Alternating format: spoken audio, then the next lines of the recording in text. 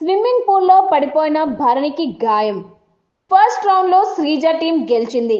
ఇక రెండో రౌండ్లో ఇమ్మాన్యుయల్ ప్లేస్లో రాము బరిలోకి దిగాడు. కానీ ఈ రౌండ్లో డీమాన్ని కొంతవరకు భరణి ఆపగలిగాడు. ఆ క్రమంలో డీమాన్తో పాటు స్విమ్మింగ్ పూల్లో పడిపోయాడు భరణి. అయినా సరే డీమాన్ తప్పించుకొని రాము పెట్టిన టవర్ని కూల్చేశాడు. దీంతో ఈ రౌండ్లో ఇద్దరూ గెలవలేదు. అయితే భరణికి దెబ్బ తగలడంతో పూల్ దగ్గర అలా కూర్చుండిపోయాడు. వెంటనే డాక్టర్ని పిలవండి అంటూ దివ్య ఇన్ఫర్మేషన్ ఇచ్చింది. మాధురి వర్సెస్ తనుజ.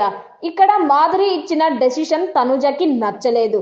దీంతో కిచెన్ లో మాధురి పక్కనే ఉండగా డీమాన్ చపాతీ లావ్ అవుతుంది అంటూ తనుజ చెప్పింది.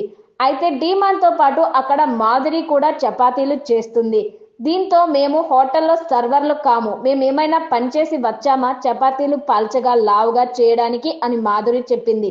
మేము కూడా హోటల్లో పనిచేసి రాలేదు, అయినా కూడా మేము పని చేస్తున్నాం అని తనుజ కౌంటర్ ఇచ్చింది. మాకు రాదు అంటూ మాధురి అక్కడ పడేసి వెళ్ళిపోయింది. చెప్పేయండి అయితే వేరే వాళ్ళు చేసుకుంటారు అంటూ తనుజ చిరాకు పడింది. దీంతో మాధురి సరిగ్గా ఇచ్చింది.